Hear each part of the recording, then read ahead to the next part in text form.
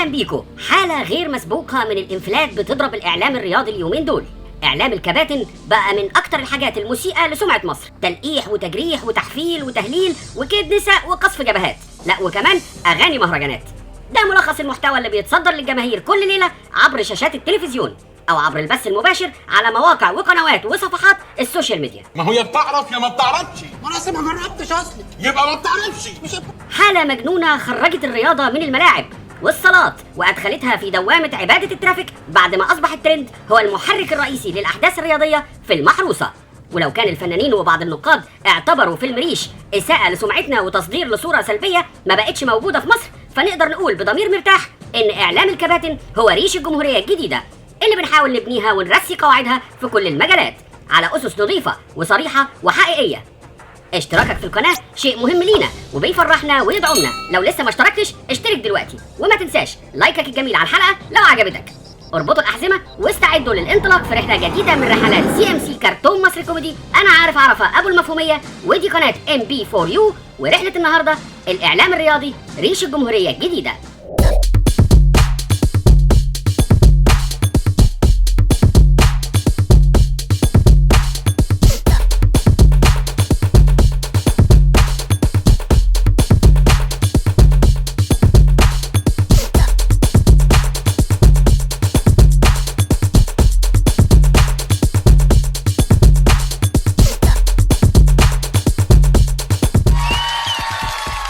أعزائي المشاهدين، وما زلنا مع التغطية الحية المباشرة لأحداث اليوم الختامي لمهرجان ريش لفنون الإعلام، وهنحاول نلتقي بعض النجوم. أنا شايف كابتن زهير جاي قدامي اهو وهحاول أسأله. كابتن زهير، منور المهرجان يا نجم. اهلا بيك، بس خلص بسرعة عشان انا مترشح لجايزة وعايز الحق مكان قدام في القاعة. هو انت على طول كده مترشح يا كابتن؟ الحمد لله، محبة الناس هي كل راس مالي. بس يا كابتن الناس بتقول انك راشق في اي مصلحة وبتحب المناصب قوي. المناصب هي اللي بتحبني، وطريق النجاح بيبدأ بصدى. بس انت بتستغل المناصب لمصالحك الشخصية. اطلاقا، انا ابني موهوب وبيشق طريقه بنفسه. بس انا ما جبتش سيرة ابنك. ولا تقدر تجيب سيرته، محدش يقدر يجيب سيرة عيالي. انا بقول لك اهو. ها ليه ليه ليه؟ بس طب مع السلامة انت يا كابتن، يا دوب تلحق. متشكرين.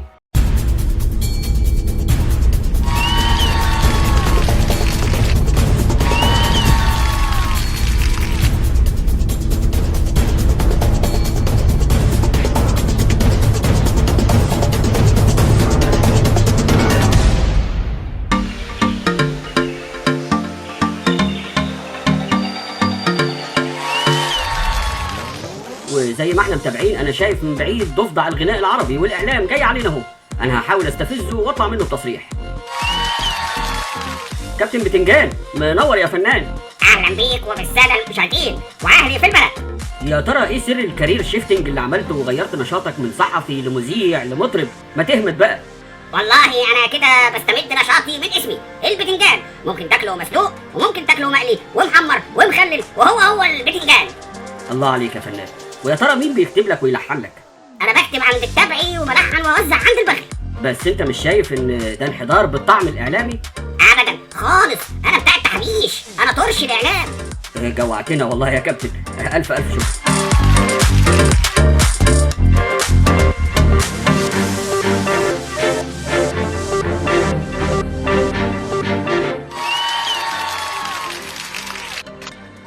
ويتوالى حضور النجوم لليوم الختامي، وجايه قدامي نجمة الإعلام الرياضي مستفزة علمي. أهلا بيك يا مستفزة، منورة المهرجان. الحمد لله على السلامة.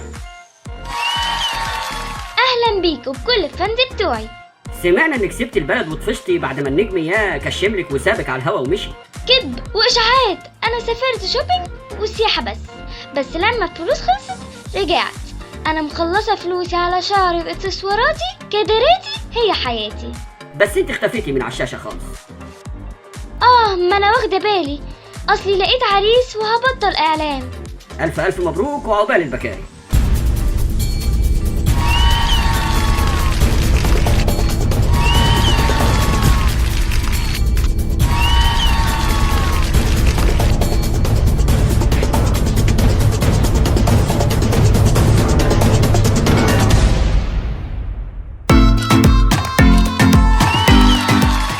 ولسه مع فعاليات اليوم الاخير، وجاي هناك اهو كابتن فستق نجم الملاعب والاعلام.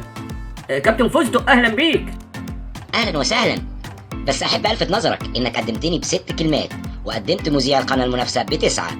دي مقصوده؟ هي ال6 اكبر ولا ال9؟ عموما الناس فاهمه كل حاجه. يا كابتن كفايه نفسنا بقى، مقصوده ايه بس؟ انت ليه عايش دايما في جو المؤامره ده؟ عموما انا مش هعلق، انا هسيب الحكم للجمهور اذا كان يقبل الكلام ده على ناديه ولا لا. انا رمز وكابتن. يا كابتن ما تكبرش الموضوع، انا اسف، الحق خش بقى عشان تلحق تلاقي مكان عالي تقف فيه وتعرف تتفرج.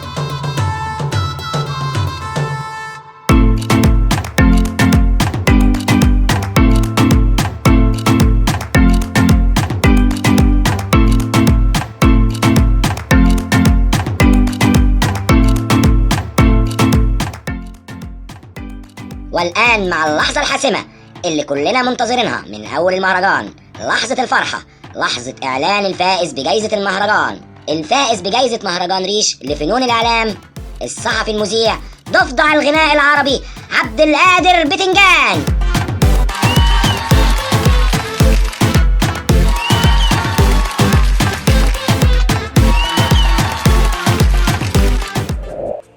اهلا بيكم من جديد.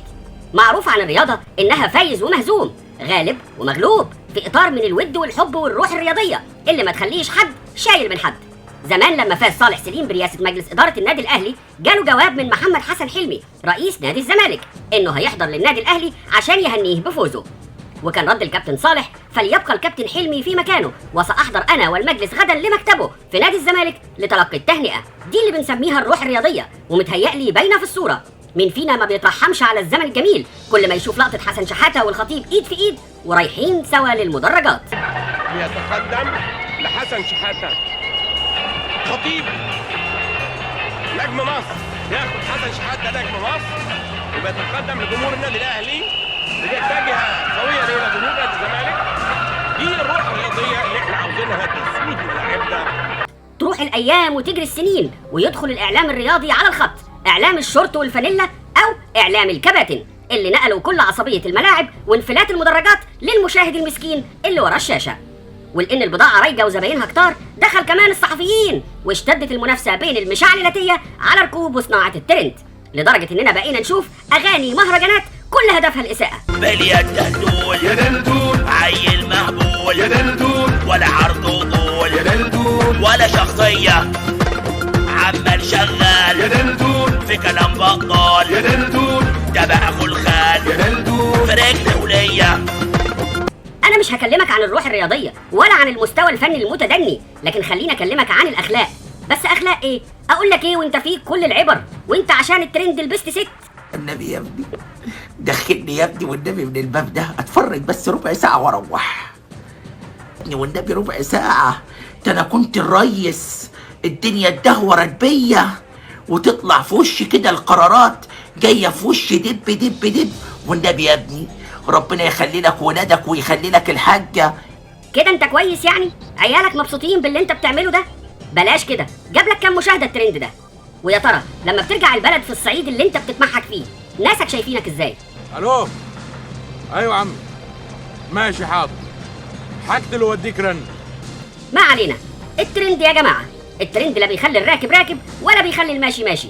الترند اللي عشانه بتتقلب الحقائق، لدرجة ان مذيعين الاعلام الرياضي بقوا يتجابوا ضيوف في برامج التصريحات النارية، لان حلقاتهم مضمونة ماركة مسجلة، اكيد هيطلع منها حكايات اغرب من الخيال. ابويا كان اهلاوي جدا جدا، وكنت بروح. وكان مخليك اهلاوي؟ طبعا، ما هو بس الانسان بيتولد على تفكير ابوه. على ايه؟ على تفكير ابوه. بيتولد اهلاوي ولا ايه؟ لا، بيتولد إيه على ابوه. معلومه جديده دي من كابتن خالد الغندور. الانسان بيتولد اهلاوي.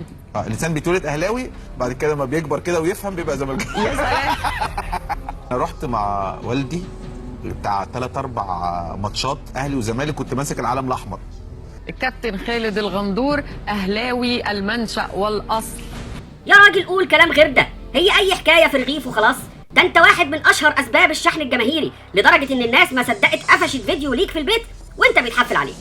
ندى، هو مصر كلها اتفرجت على الفيديو. المشكله ان انا نمت وصحيت لقيت انه الناس مشيرينه في صفحات كتير جدا ومقصوص. طب لو الفيديو فيه حاجه فعلا خطأ مني او كده. طب انت ما بتاخدوش كامل ليه؟ صح ولا ايه؟ صح. لا اللي حصل من دينا ما كانش ليها علاقه، هي ما تعرفش يعني، دينا ما تعرفش الكوره قوي، فهي كان دايما تقول لي هي ايه القضيه ممكن دي، انا مش فاهم يعني ايه القضيه ممكن. احنا بنعمل فيديو عادي جدا مش بس مش دي اللي عملت اللغط قوي يعني. هم برضو قعدوا يعني المتابعين يعني حابين يقولوا القضيه دي كان هدف قفشه في بتاع، لكن هي اللي حصل جدل عليها هي اما كنا اتكلمنا مين بينكد اكتر، الراجل ولا الست. هي دي بقى اللي عملت وابتدوا يقطعوا بس انا اتظلمت يا خالد. يا جماعه مين اللي بينكد اكتر، الراجل ولا الست؟ الراجل طبعا معروف. ايه؟ الراجل طبعا معروف. يعني انا بنكد عليك اكتر؟ لا انا بقول الراجل ما بقولش هو. هو انا راجل يعني مستنيه يا دين النبي ايه الحلاوه دي؟ وطبعا الموضوع ما وقفش عند التصريحات ولا فيديوهات البث المباشر على الصفحات الشخصيه، الموضوع تعدى كل ده ووصل للنرجسيه. مذيعين الاعلام الرياضي بقوا بيتعاملوا مع البرامج بتاعتهم انها مصطبه خاصه، وكل واحد فيهم بيستغلها براحته، واتكسرت كل قواعد الاعلام عشان الترند، من اول الكلام اللي بيتقال لغايه اللبس اللي بيتلبس في اوضه اللبس. لو انت يعني مش عاجبك يعني احنا استحملناك والله وانت طالع من الحمام جاي الحلقه بالبوينس قلنا ماشي مش مشكله، ميدو جاي من الحمام بالبوينس قلنا مفيش مشكله ماشي. وبعد كده فوطه الحلاق قلنا يمكن ميدو بيحلق ونسي يجيب الفوطه بتاعه الحلاق ودخل قلنا برضه مش مشكله، والنهارده طلع لنا بعفريته. يعني انا مش فاهم طيب طب اعمل ايه؟ انت اتحجبت امتى؟ طبعا الكلام ده مقبول في اي قنوات كوميديه او ستاند اب كوميدي، لكن في برنامج رياضي اوفر جدا يا كابتن ومش مفهوم. يا رب ما يكونش ده سبب قفل البرنامج، ويا رب يكون ستايلست البرنامج الجديد اتعلم من ديفوهات الستايلست القديم. سيبك بقى من لبس المهرجانات وخش على السلوكيات. سلوكيات البرامج اللي المفروض ولادنا الصغيرين يتعلموا منها الادب والاخلاق الحميده بقت خطر جدا على النشء، لما يتحول المذيع لنبطشي افراح على الهوا بيركب الترند على انغام فرقه حسب الله. اهو وصل وصل وصل.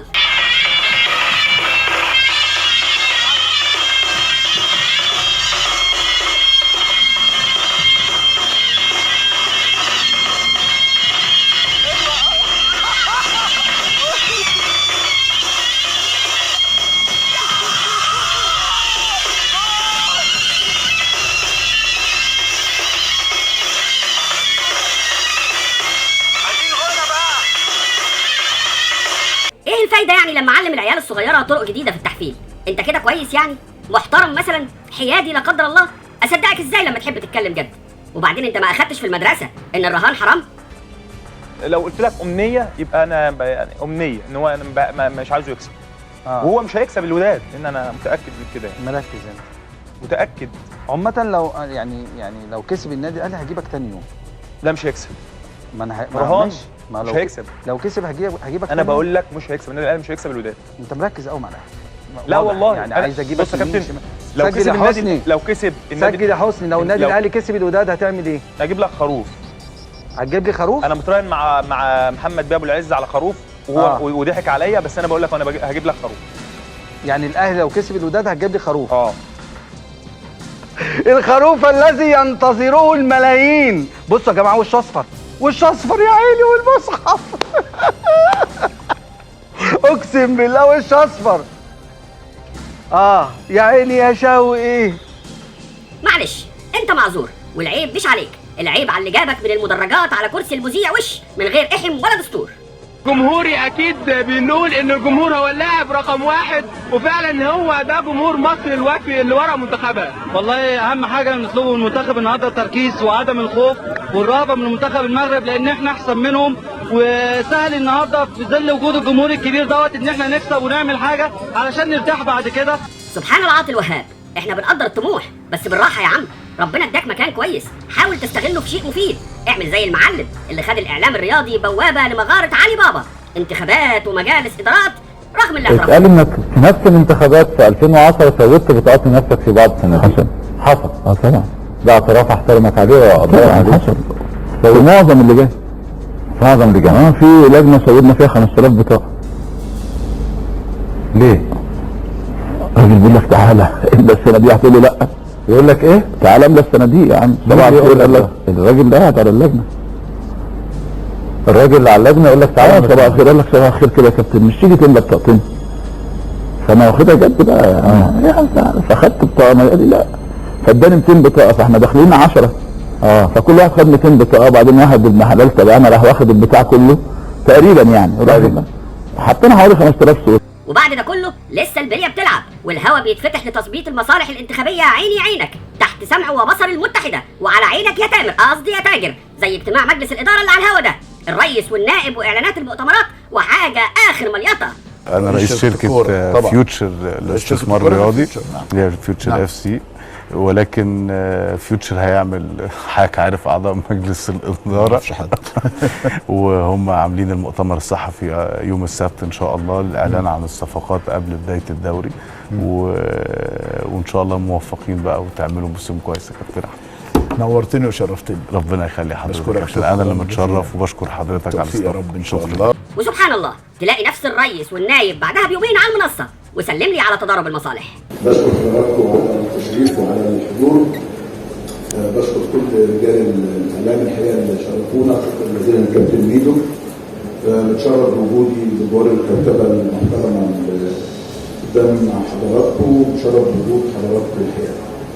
هم سؤالين اكيد حضراتكم تسالوهم، فيوتشر مين؟ وده جاوب عليه الدكتور وليد داعش. فيوتشر ليه؟ وده السؤال المهم يعني. احنا تأسسنا عشان نكون طرف في معادله كرويه رياضيه مصريه. طبعا الواسطه والكوسه والمحسوبيه هي المحرك الرئيسي في اختيار نجوم الشغلانه، يعني تلاقي ناس لا هي دارسه اعلام ولا ممارسه رياضه، وكل مؤهلاتها انها قريبه فلان، وليلاتي جايب واحد ابيض على واحد احمر وهاتك يا فتنه. لما الزمالك راح اوضح حته احنا بنتكلم كاس عالم يا عمرو، بنتكلم على كاس عالم، كاس عالم يا عمرو. اتفضل يا فندم اتفضل، حضرتك عايز تقول ايه؟ طب اتفضل. لما الزمالك راح قطر واستقبلوا الجمهور استقبال رائع، قلنا يا فندم بعد اذن حضرتك قلتوا الجمهور المصري استقبل. لا يا فندم، لا يا فندم ما حصلش. ما حدش قال الزمالك، قلت الجمهور المصري. يا فندم بعد اذن حضرتك يا عمرو انا مش عارف عمرو النهارده اصبح هم نفس المنابر اللي قالت الجمهور المصري قالت لك الجمهور الاهلي استقبل. دي وجهه نظر حضرتك؟ انا لما الزمالك راح قلت استقبال كبير جدا لجمهور الزمالك، اما الاهلي راح قلت استقبال كبير جدا لجمهور النادي. ليه كبير جدا؟ دي ما ده الثاني كان اكبر. ما انا بقول لك دي على الاثنين كبار جدا. انت برضه عمرو لسه نظريه لا انا بس انا مستغرب عمرو كلمه قالوا له دي، كل ما يجي يهاجم اي حد يقول لك قلت انا نفسي عمرو يقول جمله، يعني جمله يقول فلان قال، يعني مش قالوا له. لا يا فندم، لو عايزني اقول اسماء مش قالوا له. انا ما عنديش مشكله دي بصراحه، ما عنديش غضاضه ان انا اقول اسماء. لا عايزني اقول اسماء اقول اسماء. لا انا مش هتقول اسماء. لا عايزني اقول اسماء قالوا له انتوا لا قالوا له اقول لك اسماء. كل الاحترام لكل الناس زملائنا في دماغي بالاسماء. انا بقول لحضرتك بس هو الاهلي رغم ان الاستاذ ده كان احد ابطال فضيحه التسريب والسيكو سيكو الشهير، واللي كان كفيل ما يخليهوش يظهر على الشاشه تاني. انا قعدت انادي لك اقول لك تعالى يا كابتن، عارف ان اديك انت عمال تعمل البونكس، بتعمل البونكس. ماشي نعمل البونكس. ما تجيب بقى. استنى اطلع ابعت لك افلام 6. ابعت لك افلام 6. ما تبعت لي شويه. ابعت لك على عينيا. ما تظبطني بقى يلا.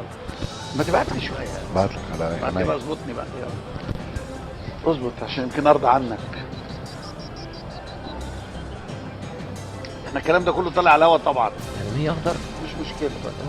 خد مية اخضر. لا والله؟ عمل ايه الراجل؟ خد اخضر، راح غير الكلوتات. لا الراجل عمل له ايه؟ يعني عمل له حاجه بيهم؟ واخد بالك؟ ده ما اعرفش ايه اللي بعض الراجل بيعملوا كده، انا مالي، انا المهم هو خد مية اخضر. لكن نقول ايه؟ نفس الشموس بتدوس على راسنا، نفس الوشوش من ساعه ما قالوا يا اعلام رياضي هي اللي كابسه على انفاسنا كل ليله، وهاتك يا تحليل بال5-6 ساعات في ماتش كل مدته 90 دقيقه. ده انا دقني بتطول وانا بتفرج على الاستوديو التحليلي، وقدم يا محمد ورجع يا محمد على راي جنرال دار المسنين اللي لما بيغلط بيتوقف اسبوع بالعافيه، لانه من مراكز القوه في الاعلام الرياضي التعيس. يصدر من سذج وابو لهاء الاثنين مع بعض، سذج وابو لهاء. بتكلم على الزمالك مثلا عشان يكسب يعني ويطلع مركز اول والحكايه والروايه، ولا دوروا. لا شوف يا عم لما شيلونجو انفرد عمل ايه، ده رجع لورا. شوفوا لما هقول لك ليه ساذج وابله، اسف في اللفظ يعني اذا كان جاء. نخش في الموضوع على طول، نخش في الموضوع. انا عايز اسال البلهاء، كلم الحاج، هتتعمل ازاي؟ ويوم ربنا بيكرمنا باعلاميين شباب وبيتكلموا بعيد عن الكوره سيكا، نلاقيهم برضو راكبين الترندات وبيعملوا مصالح.